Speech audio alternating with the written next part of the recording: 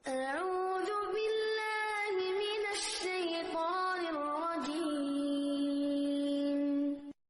Khamar adalah induk segala macam kejahatan.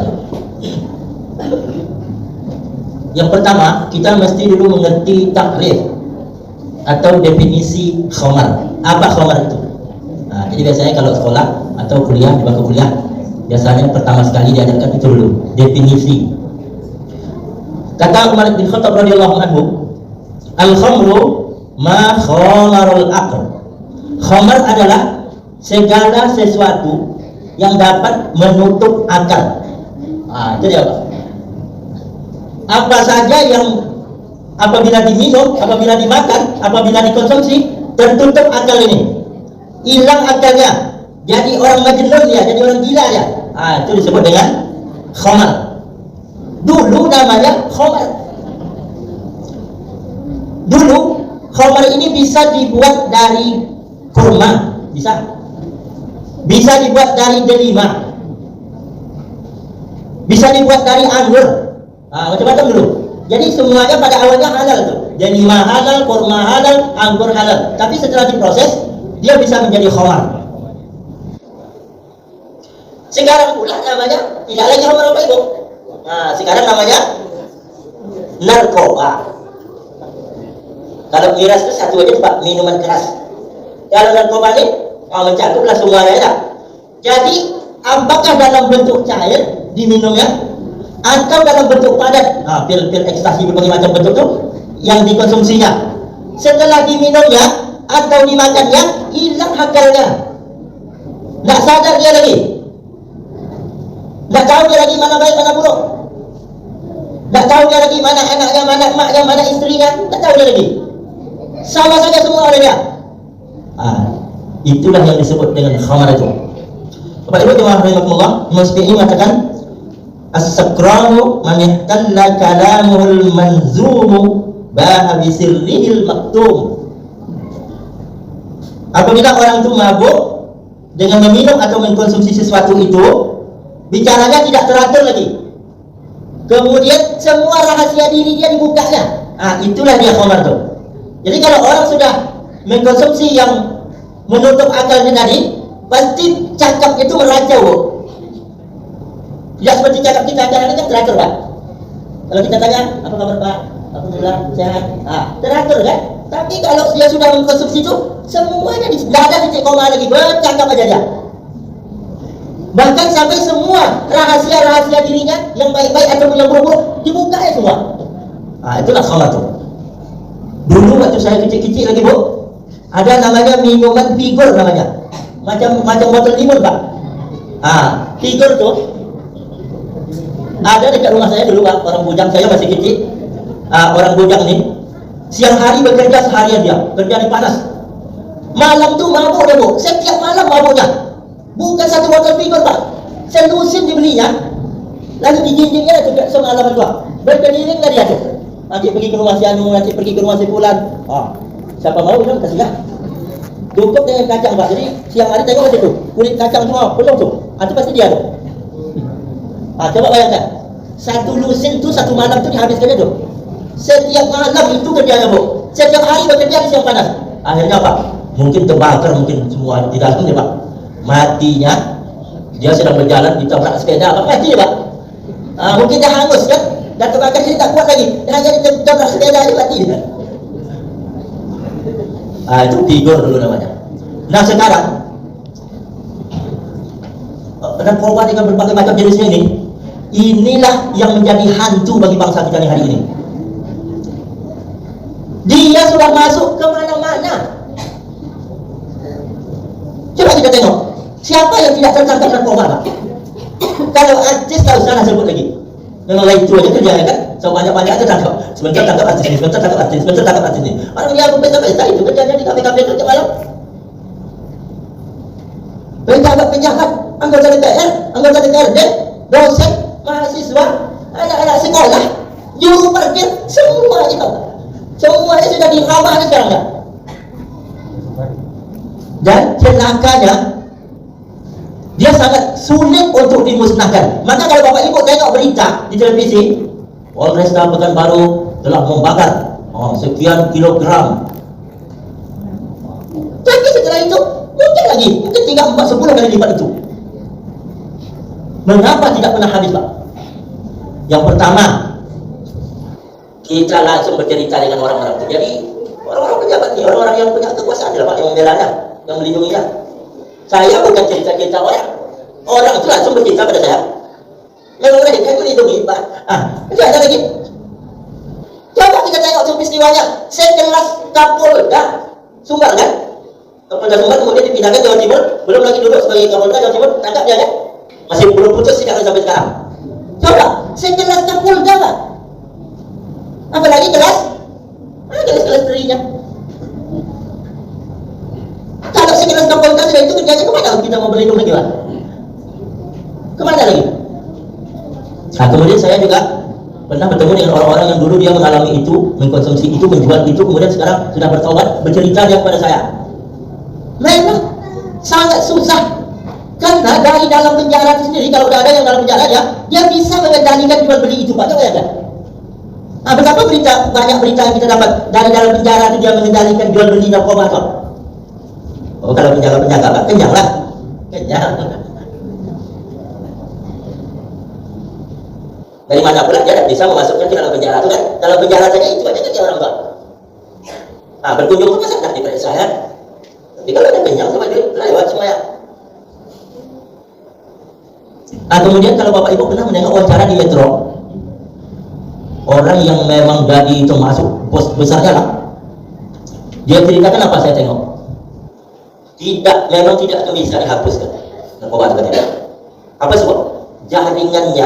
Jaringan internasional itu negara ini tidak bisa mendeteksinya, Pak. Coba bayangkan. Seperti apa hebat intelijen negara kita ya? Tidak bisa mendeteksi hubungan mereka. Ada di Metro TV ini diceritakan tuh, kan wajahnya kan tak ditengok, Pak.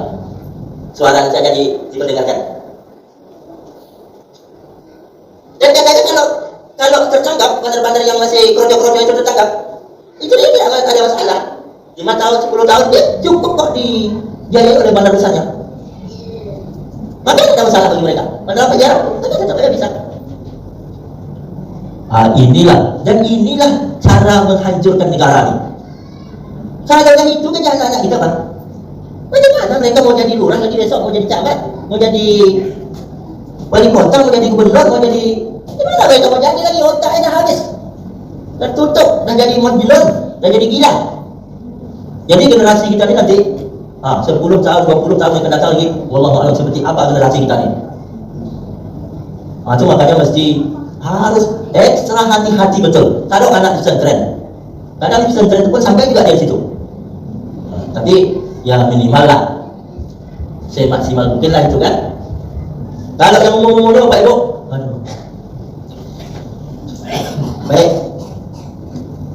Dimensi sudah, problemnya itulah sekarang. Sekarang apa hukuman bagi orang yang meminum khamar ini? Yang pertama disebutkan dalam hadis Bukhari Muslim yang muttafaqun alaih, "Man syaribal khamr fajlidu." Siapa yang meminum khamar, maka jilidlah dia. Jilid itu dipukul. Kalau bahasa Melayu Tanjung Pinang dilonsin namanya. Dijilid, Pak. Jadi didudukkan dia. Dijilid 80 kali. Dipukul 80 kali. Di Aceh berlaku itu. Tapi masih juga ada yang tertangkap kan? Tapi sedikit lah, bisa diminimalisir. Kalau yang kita lihat, nggak bisa.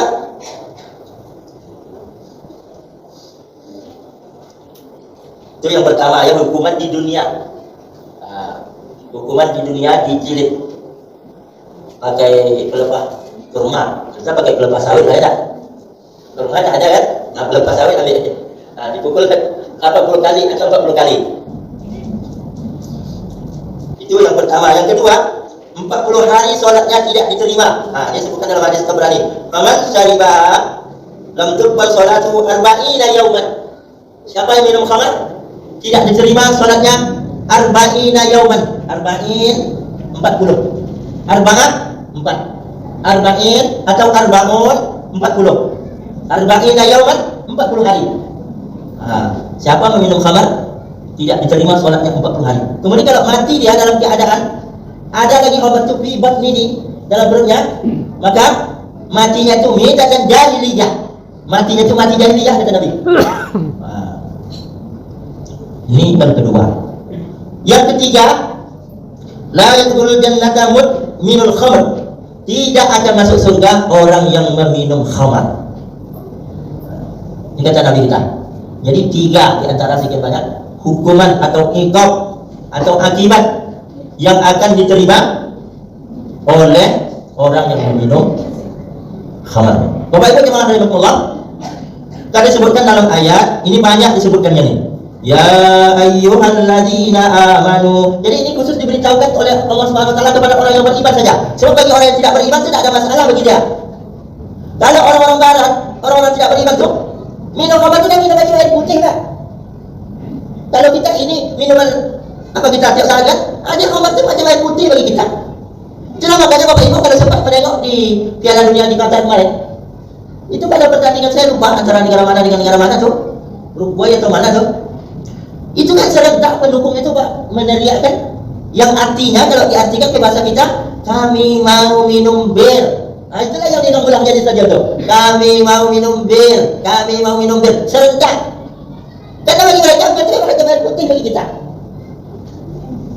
Makanya ini khusus pada orang beriman diberitahukan innamal khamru. Baru dibuat batasan hanya saja khamar. Sini banyak khamar, maisir, judi, ansab, berhala, wal azlam, memudi nasib, semuanya itu rijsun min amalis syaitan, najis. Jadi narkoba ini najis, khamar ini najis, min amalis syaitan. Kalau diamalkan dia merupakan amalan syaitan.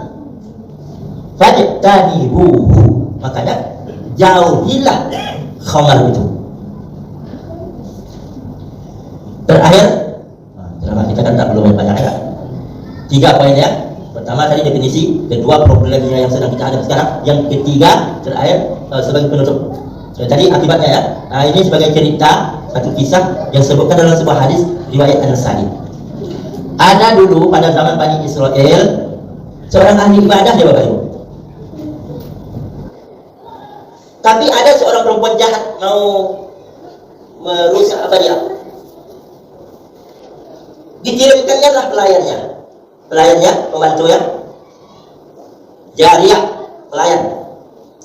Apa kata pelayan ini kepada seorang laki-laki pada Bani Israel ini, seorang ahli ibadat ini? Inna nad'uka lisahada. Kami mengundang engkau untuk menjadi saksi. Pergi ahli ibadat Bapak Ibu, praktek sama pembantu perempuan jahat ini. Perempuan jahat ini kalau sekarang pelacur lah ya, PSK. Fantalaku ma'ajariyata, berangkatnya sama perempuan pembantunya tadi. Pergi menuju ke rumah perempuan jahat tadi yang katanya mau meminta persaksian. Sampai di situ, masuk ke dalam rumah itu dikuncinya pintu. Ternyata di dalam rumah itu ada perempuan jahat itu, ada gulam, seorang anak kecil, ada sebuah wadah berisi khamar, ada 3 perempuan, anak kecil, wadah gelas berisi khamar, 3. Lalu apa kata perempuan jahat ini? Faqalat. Kalau laki-laki kan faqala, kalau perempuan faqalat, ada tadi ujungnya. Faqalat inni wallahi, bersumpah pula dia dengan nama Allah Pak. Demi Allah katanya, sesungguhnya ma da'autuka lisahada, bukanlah aku mengundang engkau untuk menjadi saksi, walakin da'autuka litaqa alayya, tapi aku menginginkan engkau menggauli aku. Itu tipu daya luar biasa. Akhirnya ahli ibadah ini atau kata perempuan ini, kamu atau kata perempuan jahat ini, engkau menggauli aku atau engkau bunuh gulam ini, anak laki-laki ini, atau engkau minum khamar yang ada dalam gelas ini. Lalu rupanya berpikirlah ahli ibadah ini. Akhirnya dia ambil kesimpulan apa? Nampaknya yang paling ringan minum ini. Apa kasih ini gelas khamar sekedar, saya minum aja. Kalau menggauli kamu, dosa besar. Kalau membunuh anaknya, dosa besar. Minum aja lah. Diminumnya khamar itu segelas. Diminumnya segelas, ini orang kaya Pak. Mabuklah dia, diminum minta, jangan tambah segelas lagi. Disebutkan dalam hadis itu, tak berapa lama berzinalah dia dengan perempuan itu. Setelah itu dibunuhnya lah anak laki-laki yang ada di ruangan itu. Jadi ketiga-tiganya dilakukannya. Minum khamar iya, berzina dengan perempuan itu iya, membunuh anak laki-laki itu pun iya. Dan tiga-tiganya dilakukan, Pak. Dosa besar tiga-tiganya dilakukannya. Nah, tadi perempuan itu suruh pilih salah satu saja. Satu yang dipilihnya akhirnya dilakukan ketiga-tiganya. Itu makanya disebutkan oleh Nabi, ijtanibul kham, jauhi oleh kalian khamar itu, innaha ummul khaba'is, karena dia induk segala macam kejahatan. Kalau sudah kita minum induk ini, yang sudah kita minum, yang sudah kita konsumsi, semua kejahatan bisa kita lakukan lagi. Itu makanya hari ini Bapak Ibu banyak kita dengar berita orang-orang di hadapan orang ramai di tepi jalan besar, mobil itu terparkir, dia berani mencukil mobil itu. Mengapa? Ya akal tidak berjalan normal lagi, Pak. Dah tertutup karena dia mengkonsumsi narkoba, maka dia anggap tidak ada apa-apa saja. Orang banyak di sekitar yang tempat ramai, dia anggap tidak ada orang saja.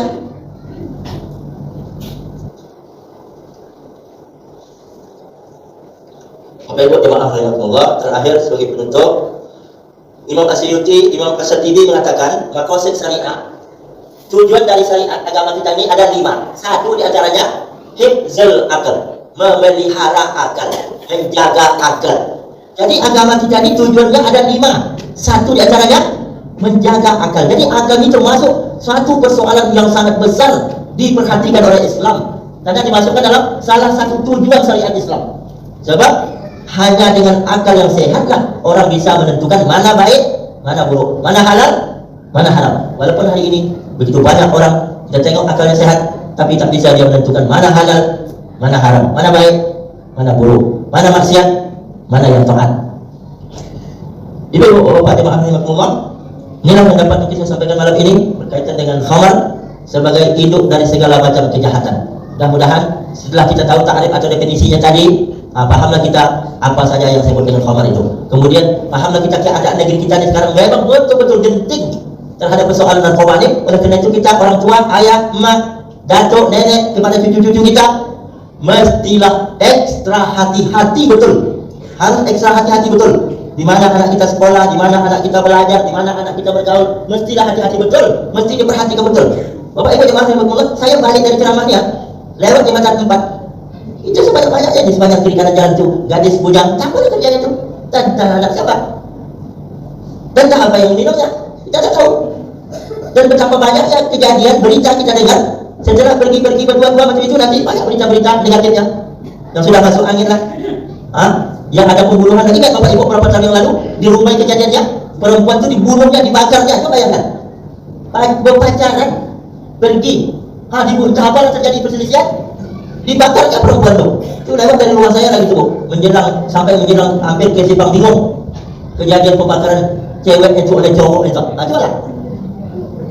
Mudah-mudahan kita selalu ditolong oleh Allah Subhanahu wa taala, tentu dengan segala usaha kita dan dengan segala doa kita kepada Allah Subhanahu wa taala. Terima kasih banyak atas segala perhatian. Mohon maaf atas segala kesalahan dan kekurangan. Subhanakallahumma wa bihamdika asyhadu an la ilaha illa anta astaghfiruka wa atubu ilaik. Wassalamualaikum warahmatullahi wabarakatuh.